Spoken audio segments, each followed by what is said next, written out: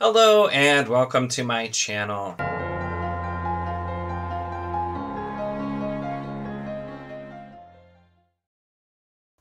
In this video, we're going to be talking about Echogenesis by Gary Gibson, which is the either last or next to last book I'm doing a review for the SPSFC Self-Pub Science Fiction Competition. And so it's been quite the journey going through all of these, some ups and downs, and this one I kind of landed more so on the middle on this one. So Echogenesis is set up where we have a bunch of people wake up basically on an alien planet. They have no idea how they got there.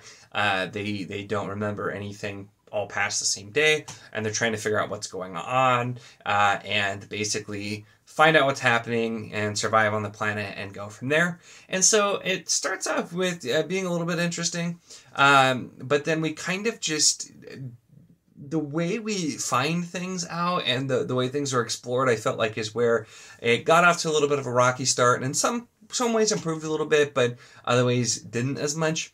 The first thing that kind of irritated me here is all of our characters are adults, but also the twist is that as they wake up, they find themselves as they're all teenagers, basically. I don't really understand the need to make all of the characters teenager, other than, you guessed it, have them be horny teenagers. And now, this wasn't nearly as bad as some, and I just want to say that. There are a couple of sex scenes, they're not long or drawn out or anything, but it's just, I didn't really see the need to do that. There is some explanation later on as to specifically why that's done, but I just, I don't know. That part was just kind of like with the early on part. That's why I wasn't as drawn in. The premise is kind of interesting. A bunch of people waking up alien planet, don't know where they are. But that part I'm just like, really? We had to do this? But so it gets in, we start to find out more, and we also learn more about this world. And the descriptions of some of the different like creatures and flora and fauna I did find to be pretty interesting. And those were the parts that I did like and was the most engaged in when we're finding out more about this. But we're kind of the problem is we're doing, I think, too many different things, because we have this main plot.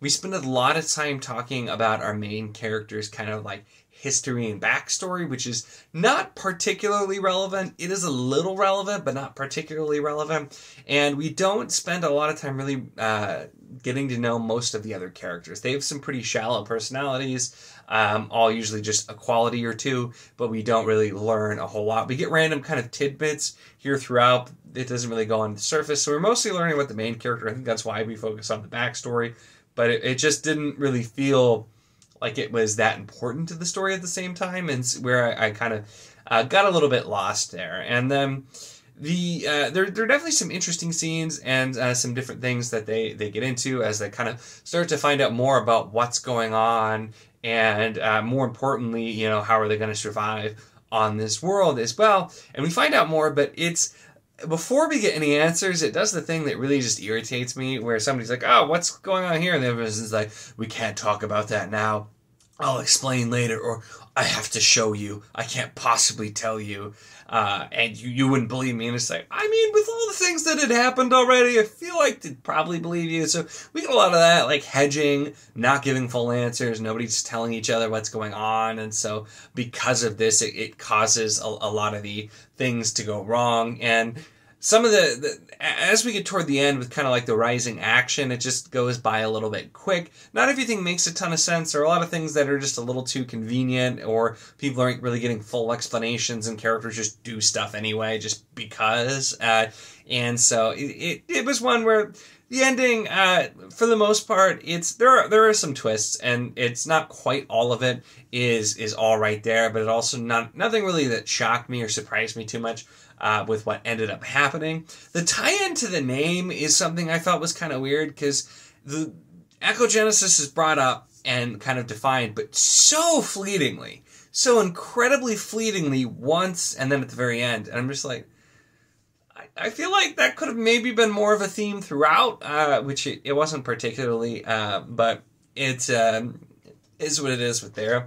So, I mean, it's really this one, like I said, it's interesting world. Like, visually, as far as like seeing it in my head, was really fun. Like, this is something as like an episode of some sci-fi show. I think it would be really interesting the way it was described, or possibly even like a movie.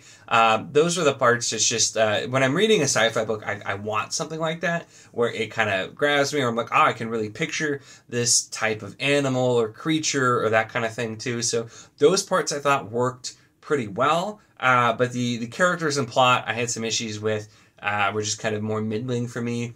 And then the actual like delving into the scientific topics, we don't really get a whole lot here. It's just that it's kind of a sci-fi premise. We're not spending a whole lot of time looking at actual science involved in anything, which is something I've learned about myself through SPSFC. I think I like a little bit more hard sci-fi than the more soft sci-fi, which we didn't really have hard sci-fi in any of our stuff. So I'm hoping I'll get some later on, or I'll have to keep looking for more too. But this was a solid book.